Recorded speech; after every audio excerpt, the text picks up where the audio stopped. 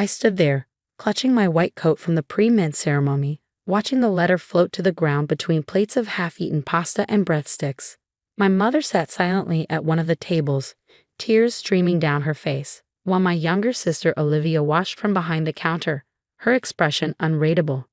My name is Sofia Martinez, and at 22, I was being disowned for choosing medicine over marinara sauce. Dad, please, I tried one last time. The restaurant will be fine with Olivia. She loves it here. I can help during breaks, but medicine is my calling. You're calling? He spat, his face red with anger. This restaurant has been in our family for 4 generations. Your grandmother worked herself to death to keep it running during the recession. And you want to abandon it for some fancy career?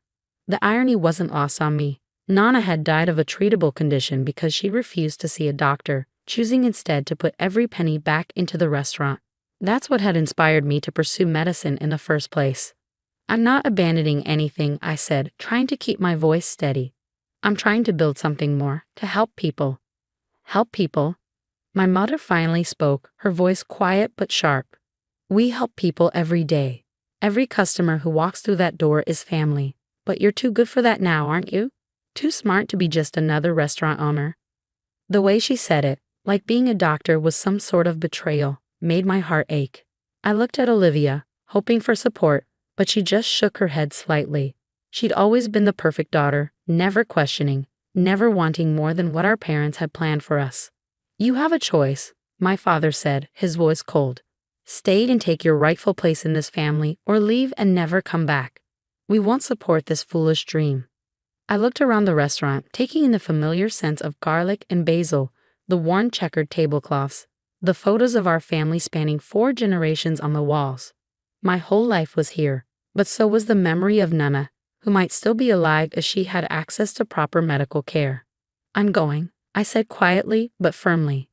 I love this restaurant, but I love medicine more. I want to save lives. Then go, my father shouted, pointing to the door. But don't come crawling back when you fail. You're no longer part of this family. I walked out that night with nothing but my pre-med coat, a small backpack of essentials, and my acceptance letter to Johns Hopkins Medical School. The scholarship would cover my tuition, and I'd figure out the rest somehow. As I reached the door, I heard Olivia call out softly, "Sophie, wait." Olivia. My father's sharp voice cut her off. Let her go. She's made her choice. That was 8 years ago. Through medical school, residency, and my fellowship in rare genetic disorders, I never looked back. I threw myself into my studies, working extra shifts to cover living expenses, spending holidays in the hospital rather than facing the emptiness of not having a family to go home to. I kept tabs on them through social media, watching from afar as Olivia took over the restaurant, modernizing the menu while keeping our family's traditional recipes. She got married, had a baby, lived the life our parents had always wanted for both of us. The restaurant thrived under her management, and I was genuinely happy for her success. I became one of the youngest specialists in genetic disorders, focusing particularly on rare conditions affecting the nervous system. My research was published in leading medical journals, and I eventually opened my own practice in Boston, far from our small New Jersey town. Then, last week, everything changed. I was reviewing patient files when my office phone rang. The caller ID showed Princeton Plainsboro Teaching Hospital. Dr. Martinez speaking, I answered, expecting another consultation request. Dr. Martinez, this is Dr. Thompson from Neurology. We have a patient with a suspected case of hereditary sensory and autonomic neuropathy type 8. Given your expertise in this area, I sat up straighter. HSAN8 was incredibly rare, with only a handful of documented cases worldwide. I published several papers on it during my fellowship. The patient's name? I asked, already pulling up my calendar to schedule a consultation. There was a slight pause. The patient is Olivia Martinez Torres. She mentioned you might be familiar with the case. The pen I was holding clattered to the desk. Olivia, my sister. Dr. Martinez, are you there? Yes, I managed to say, my throat tight. Yes, I'm familiar with the case. I'll be there tomorrow morning. After hanging up, I sat in my office, staring at the family photo I kept hidden in my desk drawer. It was taken the day I graduated high school, all of us smiling in front of the restaurant, before everything fell apart. before I chose medicine over marinara. Now, 8 years later, that choice might be the only thing that could save my sister's life. ASAN-8 was a devastating condition, progressively attacking the nervous system until the body could no longer regulate basic functions. Without proper treatment, patients typically had less than 2 years from onset of symptoms. The only promising treatment protocol had been developed through research I conducted during my fellowship. I booked a flight to New Jersey for the next morning, packed a small bag, and tried not to think about the fact that I was about to face my family for the first time in 8 years, not as the disgrace of a daughter, but as their only hope. The irony would have been funny if it wasn't so heartbreaking. The halls of Princeton Plainsboro Teaching Hospital felt both familiar and strange as I walked toward the neurology department. My white coat, now bearing my name and credentials, felt like armor against what was coming. I spotted them before they saw me, my parents sitting in the waiting area, looking older than I remembered. My father's dark hair was now streaked with gray, and my mother's face bore more lines than I recalled. They were huddled together, looking at something on a phone, probably pictures of Olivia's 2-year-old daughter Isabella, whom I'd only seen in Facebook photos. Dr. Thompson met me at the nurse's station, her expression professional but curious. She clearly picked up on the shared last name. Dr. Martinez, thank you for coming so quickly. The patient is in room 407. Has the family been briefed on the severity of the condition? I asked, accepting Olivia's chart. Only preliminarily. We wanted to wait for your expertise before discussing treatment options. I nodded, scanning the test results. The symptoms were textbook HSAN-8, progressive numbness in extremities, autonomic dysfunction, declining motor control. My sister had probably been experiencing symptoms for months before seeking help. Sophia. My mother's voice made me freeze. I turned slowly, facing them for the first time in 8 years. My father stood slightly behind her, his expression unreadable. What are you doing here? He demanded, though his voice lacked the anger I remember from that night. He sounded tired, worried. I'm here as Olivia's doctor. I replied professionally, gripping the chart tighter. I'm the leading specialist in HSAN-8. My mother's hand flew to her mouth. You're the doctor they called. Yes, now, if you'll excuse me, I need to examine my patient. I walked past them, feeling their eyes on my back as I entered Olivia's room. She was sitting up in bed, looking pale but alert. Her husband Marco sat beside her, holding her hand. They both looked up as I entered. Sophie. Olivia's voice cracked. You're the specialist? I moved to check her vital signs, falling back on medical training to keep my emotions in check. How long have you been experiencing numbness in your extremities? 6 months, Marco answered when Olivia remained silent. She kept saying it was just stress from running the restaurant. Of course she did. We Martinez women were taught never to show weakness, never to admit when we needed help. I examined her hands, noting the slight tremors, the decreased sensitivity to temperature and pressure. The restaurant, Olivia finally spoke again. Is it why you never came back? Because of what Dad said. I paused in my examination. I never came back because I wasn't welcome. But that's not important right now. What's important is starting you on the treatment protocol immediately. Will it work? Marco asked, squeezing Olivia's hand. The other doctors said this condition is rare, that there aren't many treatment options. There's a protocol I developed during my fellowship, I explained, keeping my voice clinical. It's shown promising results in similar cases, but we need to start immediately, and it's going to be a long process. You developed the treatment? My father's voice came from the doorway. I hadn't heard him come in. All those papers they showed us, the research they talked about, that was you. I turned to face him. Yes, this is what I've been doing while I was dead to you, saving lives. The words came out sharper than I intended, and I saw him flinch. My mother appeared behind him, her hand on his arm. The treatment, she said softly, will it save our daughter? The plea in her voice made my chest tight. 8 years of silence, of pretending I didn't exist, and now they needed me. But looking at Olivia in that hospital bed, I knew none of that mattered. With aggressive treatment, yes, but she'll need to stay in the hospital for at least 2 months. The restaurant. Forget the restaurant, my father interrupted. Whatever she needs, whatever it costs. I bit back a bitter laugh. Now he was willing to put family before the restaurant. I've already contacted the hospital board, I said, returning to my professional tone. Given the unique nature of the case, they've agreed to let me temporarily transfer my practice here to oversee the treatment. You do that? Olivia asked, tears in her eyes. After everything. I looked at my sister, remembering the little girl who used to sneak me extra garlic bread during dinner rush, who cried when I left for college, who watched silently the night our family fell apart. You're my patient, I said simply, and I'm your doctor. The rest doesn't matter right now. But of course it did matter. It mattered in the way my mother hovered anxiously during rounds, in how my father would stand in the doorway watching me work, in the awkward silences when we found ourselves alone together in Olivia's room. Each day brought small challenges, explaining the complex treatment protocol to my family, dealing with their questions and fears, maintaining professional distance while treating my own sister. But it also brought tiny moments of healing. One evening, as I was reviewing Olivia's charts, my father cleared his throat. The restaurant, he said quietly. We had to close it temporarily. First time in 4 generations there hasn't been a Martinez serving dinner. I looked up, expecting accusation in his eyes.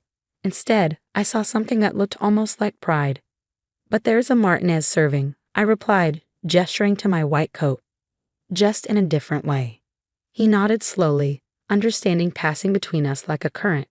8 years too late, but perhaps not too late entirely. The treatment was brutal.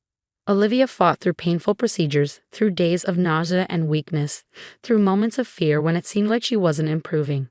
But slowly, gradually, her condition began to stabilize. 1 month into the treatment, as I was checking her reflexes, she grabbed my hand. That night, she said, her voice trembling. I should have stood up for you. Should have said something. I kept my eyes on her chart. You were 17, Liv, it wasn't your responsibility. But I knew you were right. About Nana, about everything. I was just scared to admit it. For the first time since arriving at the hospital, I let myself really look at my sister. Not as a patient, not as the daughter who'd stayed, but as the little girl I'd left behind. We were all scared, I said softly. Maybe we still are. She squeezed my hand, and for a moment we were just sisters again, sharing secrets over plates of pasta after closing time. But there was still a long way to go, both with her treatment and with healing the wounds that 8 years of silence had created.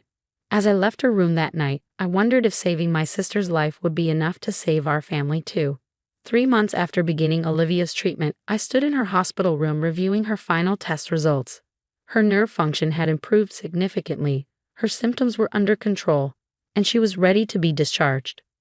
So, I said, trying to keep my voice professional despite the emotion threatening to break through, you're officially in remission. Olivia burst into tears, and Marco hugged her tightly. My parents, who had barely left her side during the entire treatment, both started crying too. I maintained my composure, focusing on explaining the follow-up care instructions. You'll need monthly checkups for the first year. I continued, handing Marco a detailed care plan. And you'll have to be vigilant about any recurring symptoms. Sophia. Olivia interrupted, wiping her eyes. Put down the chart and come here. Before I could protest, she pulled me into a hug. For a moment, I stayed stiff, maintaining that professional distance I'd worked so hard to keep. Then I felt her trembling, and all my defenses crumbled. I hugged her back, letting myself be her sister instead of her doctor for the first time in months. You saved my life, she whispered.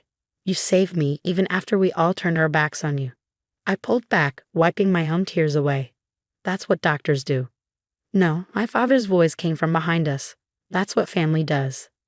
I turned to face him, surprised by the rawness in his voice. He looked older than ever, but somehow softer too, like these months had worn away some of his hardness. Sophia, he said, his voice breaking. I was wrong. So terribly wrong. My mother stepped forward, taking my hand. We both were. We were so caught up in tradition, in what we thought was best for the family, that we couldn't see what was right in front of us. The restaurant, my father continued, it was never about the food. It was about taking care of people, making them feel at home, giving them comfort when they needed it. And that's exactly what you do, just in a different way. I looked at my family, my sister alive and healing, my parents finally understanding, Marco holding baby Isabella who had spent so many days in the hospital playroom while her mother fought for her life. The restaurant, I said carefully, how is it? Closed, Olivia replied. We couldn't manage it during the treatment. But Marco added, smiling, we've been thinking about some changes when we reopen. My father nodded. We want to convert part of it into a community health center, partner with local doctors to provide checkups and basic care for people who can't afford it. Like Nana. I stared at them, speechless. This was more than acceptance. This was them embracing my path, incorporating it into our family legacy. We'll need a medical advisor, my mother said tentatively. Someone who understands both medicine and the community, if you're interested. You don't have to decide now, my father added quickly. We know you have your practice in Boston, your own life. We've lost the right to ask anything of you. I thought about my life in Boston, successful but solitary. I built it that way, throwing myself into medicine to fill the void left by my family's rejection. But now, looking at them, I saw a chance to have both worlds. I could consult remotely, I said slowly, and maybe come down some weekends to help set things up. The hope that bloomed on their faces made my heart ache. Really? Olivia grabbed my hand. You do that. On one condition, I said, looking at each of them. We talk about everything. No more silence, no more pretending the past didn't happen. We deal with it together. They agreed immediately, and for the first time in 8 years, we sat down as a family and really talked. About that night, about the years of silence, about the pain and regret on both sides. It wasn't easy, and there were moments when old hurts threatened to reopen old wounds, but we pushed through. 6 months later, I stood in front of Martinez Family Restaurant and Wellness Center for its grand reopening. The old checkered tablecloths were still there, but now they shared space with medical pamphlets and health education materials. The wall of family photos had been updated to include pictures of me in my white coat, my research publications, and a special tribute to Nana.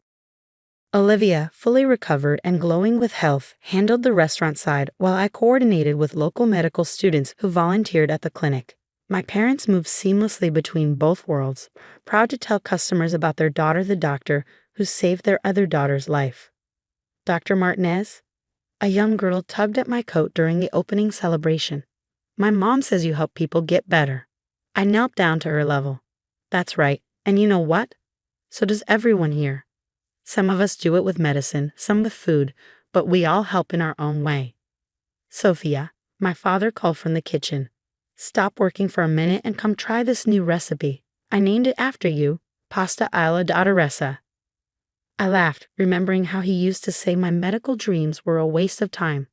Now he was creating dishes inspired by my career.